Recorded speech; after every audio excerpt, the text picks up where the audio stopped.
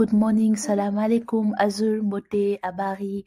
Salut chère communauté, bienvenue sur la chaîne Bonjour Canada. J'espère que vous allez bien et que vous avancez dans vos procédures d'immigration pour le Canada. Nombre illimité de postes à bas salaire dans la transformation, durée d'emploi de 180 à 270 jours par année, impact sur le marché du travail valide jusqu'à 18 mois. Le Canada a annoncé hier le 4 avril de nouvelles mesures pour venir assouplir son programme de travailleurs étrangers. Dans la vidéo de ce jour, nous allons parler de cette bonne nouvelle qui permettra à plusieurs personnes de venir travailler au Canada. Donc, restez connectés les amis, regardez jusqu'à la fin, prenez quelques minutes de votre précieux temps pour regarder cette vidéo. Peut-être qu'une information vous permettra de voir l'accomplissement de votre projet. Merci de vous abonner et d'activer la cloche afin de recevoir des notifications pour les prochaines vidéos. Merci de me soutenir pour que je puisse atteindre la barre des 200 000 abonnés cette année. Donc, le Canada assouplit encore certaines règles du programme des travailleurs étrangers temporaires au grand plaisir des employeurs qui éprouvent des difficultés de recrutement et au grand plaisir aussi des personnes qui souhaitent venir au Canada. Nous allons commencer par les nouvelles qui sont mises en place depuis hier, le 4 avril, puis nous finirons par celles qui vont commencer à partir du 30 avril. Donc, les évaluations d'impact sur le marché du travail, EIMT, seront autorisées pendant 18 mois au lieu de 9 mois.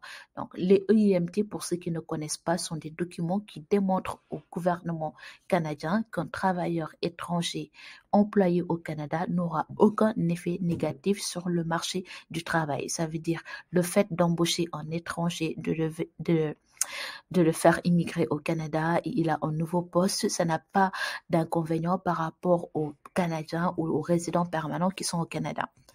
Donc, ensuite, nous avons la durée maximale d'emploi des travailleurs à haut salaire et du volet des talents mondiaux passera de 2 à 3 ans.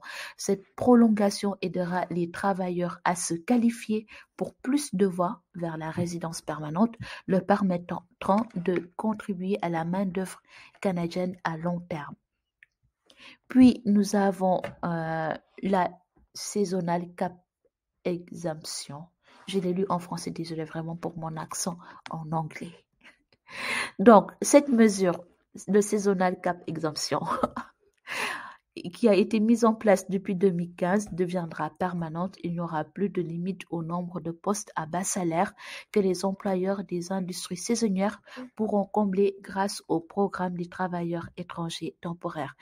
Donc, auparavant, il y avait une limite de postes. Maintenant, il n'y a plus de limite. Ils peuvent recruter autant qu'ils veulent et la durée maximale de ces postes va passer de 180 jours à 270 jours par an parce qu'il y a des emplois saisonniers au Canada, surtout pendant l'été et je pense qu'il y a beaucoup de Mexicains qui viennent pour ceci. Donc, il y avait une limite par rapport au nombre d'étrangers qui pouvaient venir. Maintenant, il n'y a plus de limite et le nombre de jours à travailler va passer de 70 jours par an. Ensuite, à partir du 30 avril, donc à la fin de ce mois, les employeurs dans 7 secteurs d'activité qui offrent de bas salaires où il y a des pénuries de main-d'œuvre avérées pourront embaucher jusqu'à 30% de leurs travailleurs étrangers temporaires plutôt que 20%. Je vous explique. Auparavant, supposons dans une entreprise, s'il y a 1000 employés, l'entreprise avait droit à 20% d'étrangers. Maintenant, au lieu que ce soit 20% d'étrangers, le gouvernement lui permet d'avoir jusqu'à 30% d'étrangers. Avec ça, les employeurs pourront recruter beaucoup plus. Ils vont augmenter les chiffres. Donc, le seuil, ça va passer maintenant à 30% des travailleurs étrangers dans une entreprise. Donc, quels sont les secteurs qui sont concernés? Parmi ces 7 secteurs, on retrouve l'hébergement, c'est-à-dire tout ce qui concerne l'hôtellerie. Ensuite, il y a la restauration, les produits du bois, le meuble et les produits connexes, la fabrication d'aliments et même la construction et les hôpitaux. Donc, encore une fois, hébergement, restauration, produits du bois, meubles et produits connexes, fabrication d'aliments, construction et hôpitaux. Donc, la mesure entrera en vigueur le 30 avril pour une durée d'1 an. Puis, nous avons toujours à partir du 30 avril la limite pour les autres employeurs offrant des emplois à bas salaire passera de 10% à 20% jusqu'à nouvel ordre en vertu de ce programme des travailleurs étrangers temporaires. Si votre emploi n'est pas parmi les 7 domaines que j'ai cités plus haut, maintenant l'entreprise aura droit à 20% d'employeurs de travailleurs étrangers temporaires dans son entreprise plutôt qu'à 10%. Ensuite, nous avons le Canada mettra fin à la politique actuelle qui refuse automatiquement les demandes de IMT pour les professions à bas salaire dans les secteurs de l'hébergement et de la restauration et du commerce de détail dans les régions où les taux de chômage est de 6% ou plus.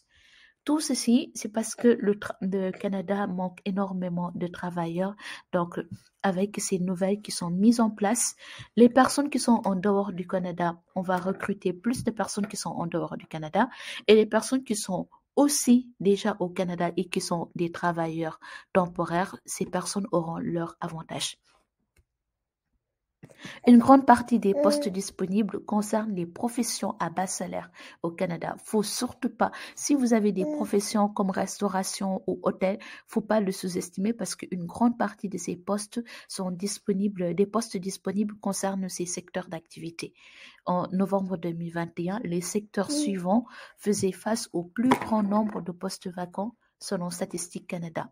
Donc, regardez, juste pour hébergement et restauration, il y avait 130 000 postes vacants. Pour tout ce qui concerne soins de santé et assistance sociale, il y avait 119 000 postes vacants. Et pour tout ce qui concerne le secteur commerce de détail, il y avait 103 990 postes vacants. Et ce qui concerne la fabrication, il y avait 81 775 postes vacants.